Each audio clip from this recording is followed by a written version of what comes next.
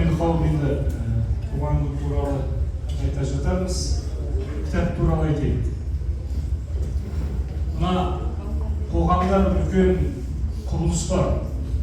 Ол елдегі жағдайға қатысты өзінің азаматтық позициясын білдіру. Оған 20 миллион қазақстандықтардың кез келген құқы бар. Ауылда болсын, астанада болсын, саясатты түсінсін, түсінбесін, бірақ мен мынаны қолдаймын, бірақ мынаған риза емеспін деп айту біздің конституциялық құқығымыз. Ешкім аузын аша алмайды.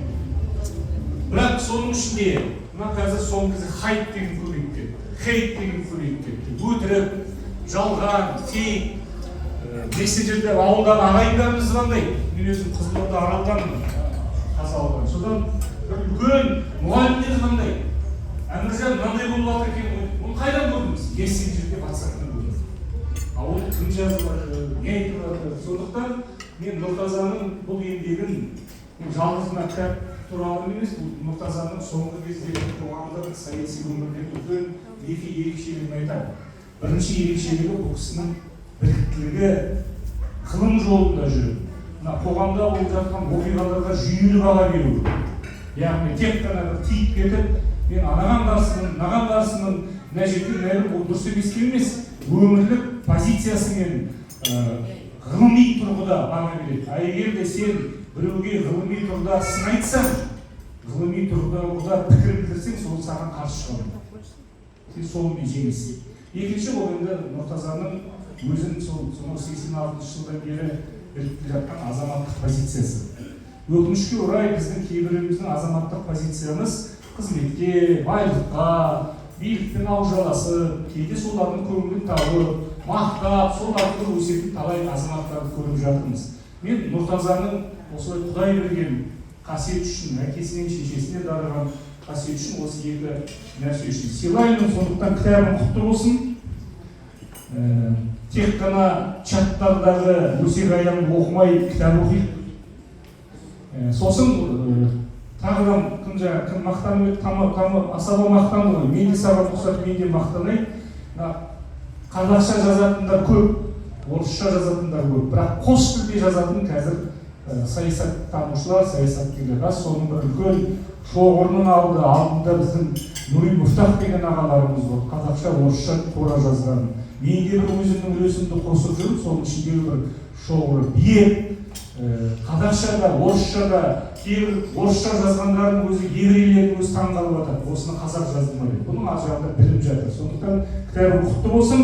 Кітаптың ішіндегі мақалаларды оқиық, пікір айтайық, әлеуметтік желіде бөлісейік, үндемейік, қалмайық. Өйткені бізді осы 30 жыл бір адамды басқартып қойған, ол мына біз оппозицияда жүріп өзімізше кірістік қой, кейде қолымыздан келіп келмей, бізді құртқан немқұрайлық, бізді құртқан бейқамдық, осы ана Әміржандар жүр ғой, басқалар күресе берсін, Нұртазалар күресе берсін, біз үйде отырып шайымызды ішіп отырайық деген бізді құртты. Сондықтан жаңа Қазақстанда сондай болмау үшін кітап оқиық. Кітабым құтты болсын.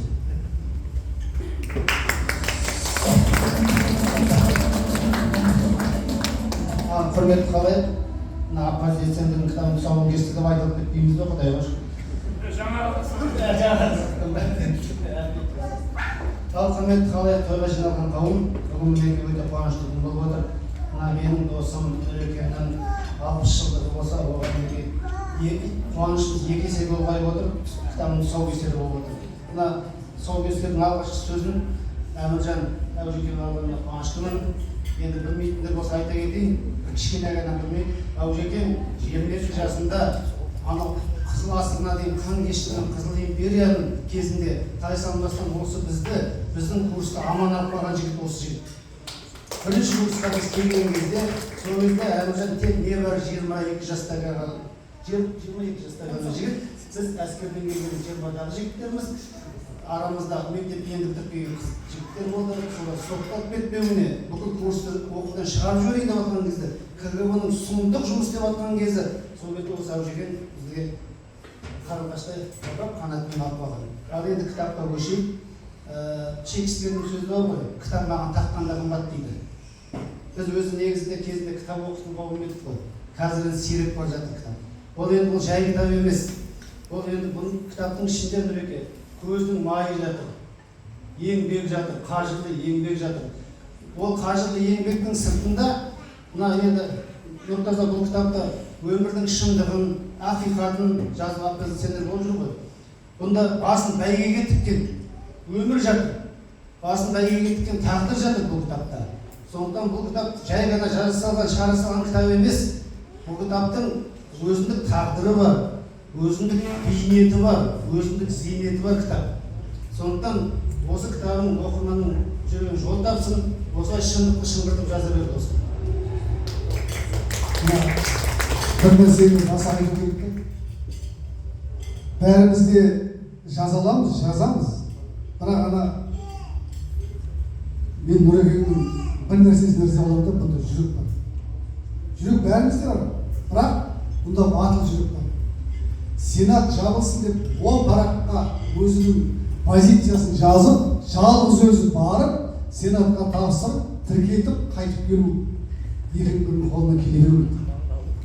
Шындық керек. Сөйтіп жүріп бала шағаны асырау, ұлды ұл, қызды қыз қылып тәрбиелеп, бұл шын мәнінде ер жүрек. Нұреке, сізді өмір замандастарың бүгін бағалайды, ал ертең зерттейді. Неге? Өйткені мына кітапты егер қабыл алса ұлттық кітапханаға қай жерде каталогы бар нәрсе, соның бәрін тапсыру керек. Бұл кітап өзінде қалмауы керек. Кітап палатасына бару керек. Сені зерттеген адам бүгін біз бағалаймыз, ертең зерттейтін адамдар табылады. Сондықтан бұл шын мәнінде көз майын тауысқан еңбек. Бәріміз бұл жердегі ситуацияны білуіміз мүмкін, бірақ жаза алмауымыз мүмкін.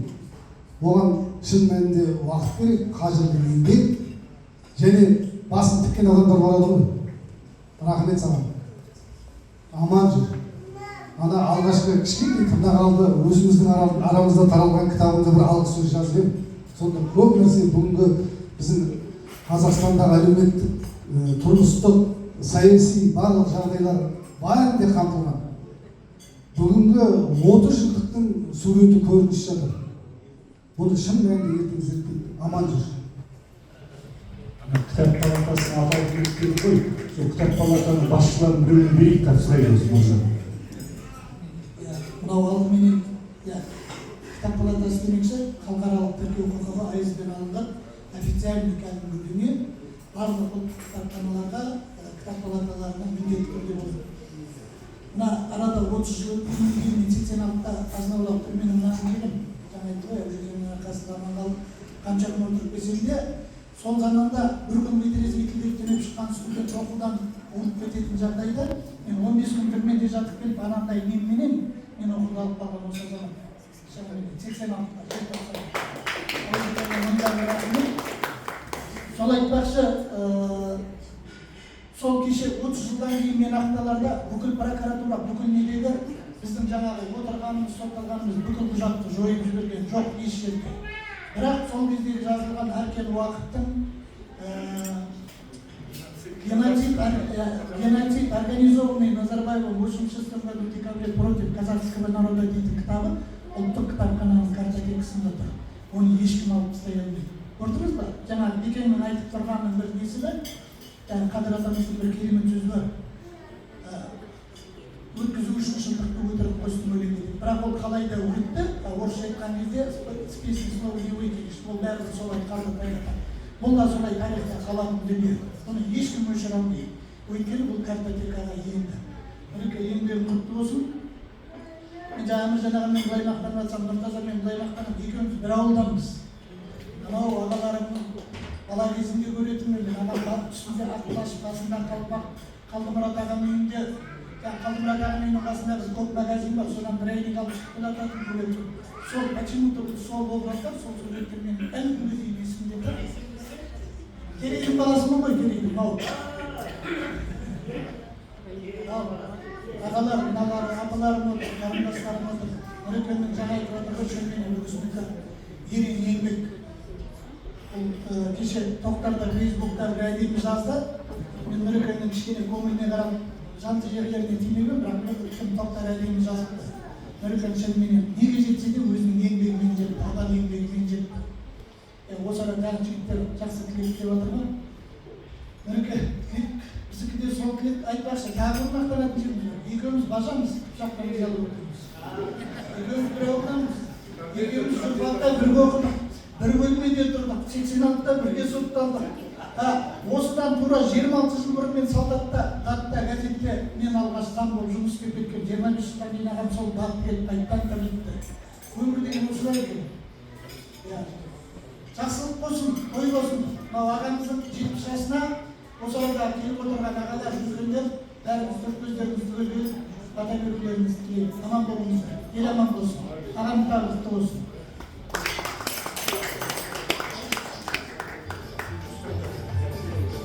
Sağ geziyle ағайын.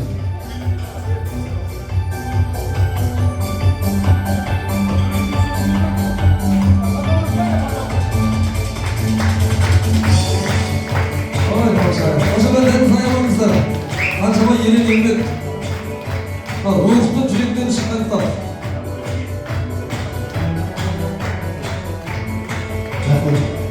Енді мен қысқаша мына кітап туралы айтып жіберейін, жолдастар.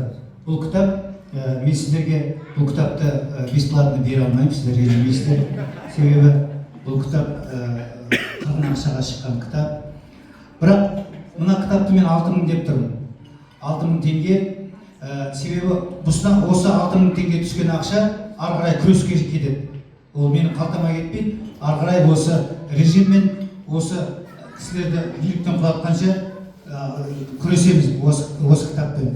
Енді қараңыздар, міне бір-екі ғана мақаланы көзім көрмейді, очкиімді үйде ұмытып кеттім. Бір-екі ғана мақаланы сіздерге оқып берейін. Бір-екі мақаланың ғана атын айтып берейін сіздерге. Хочешь мира, готовься к войне дейді бір мақала. Оқып шығыңыздар. Олигархическая конституция дейді, мына ішінде мақала бар, оқып шығыңыздар. Выборы без выбора дейді. Қазақ мемлекетінің басына төнген 5 қауіп қатер дейді. Қазақшада мақалалар бар, бір-екі мақала ішінде. Цинизм властителей Казахстана дейді. Палестина кровавая земля дейді. Мына Палестинаны білесіздер ғой, не болып жатқанын, да? Ал сонымен қазақтың мына жерін сатып жатыр ғой, қазір білесіздер, да? По кусочкам сатып жатыр. Қытайлар да келіп жайлап алып жатыр қазақтың жерін. Сол туралы мына жерде Палестина кезінде Палестина өздерінің жерлерін мына байларға сатқан ғой, жерлерін қымбатқа. Енді жерлерінен айырылып қалды да өздері мемлекетсіз, ештеңесіз қалды. Көрдіңіздер ме? Сосын издевенческая журналистика Казахстан дейді, журналистер кешіріңіздер. Сосын мына жерде маған да тиіп кетеді. Победа меньшинства означает поражение большинства дейді. Хочешь мира, готовься к войне дейді.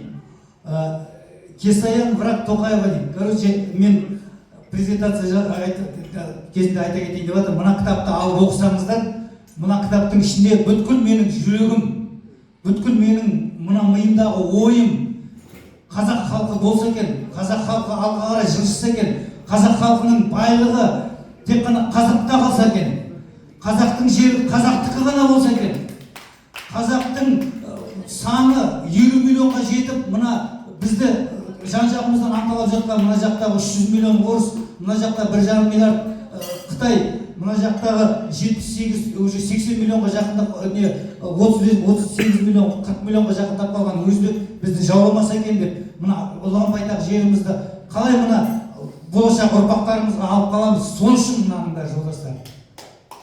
Рахмет сіздерге. Өздеріңіз айтпақша, қаламның қыры, жүрегінің сыры кетпеген Әбіш Кекілбаев ағамыздың сөзі бар ғой, қадірлемегенге құт қонбайды, бағаламағанда бақ қонбайды деген. Осы еліміз, жерімізде жүрген біздің қоғам қайраткерлерін бағаласа ағайын, қадірлесек, осы сіздерге сөздеріне құлақ асып, біз сияқты жастар еретін болса, елімізге бақ пен құт бірге қонатын шығар. Сіздер аман болыңыздар. Жаңағы алам деген адамдар болса 6000 теңге мен жаңағы не жазып беремін. Оны жазып беремін. Мен тарихта қалғым келеді. Қадыр Ләззат Нұртазаның кітабын ең бірінші алған қазақ Қосалдық деген, сондықтан Каспийден салып жіберемін. Нал жоқ қалтада. Естелікке суретке түсіп алсақ болды ма? Келіңіздер. Кешегі тарих, ертеңгі жұмбақ, бүгінгі сәт қымбат дидар. Қымбат сәтіміз ертеңге естелік болып қалсын.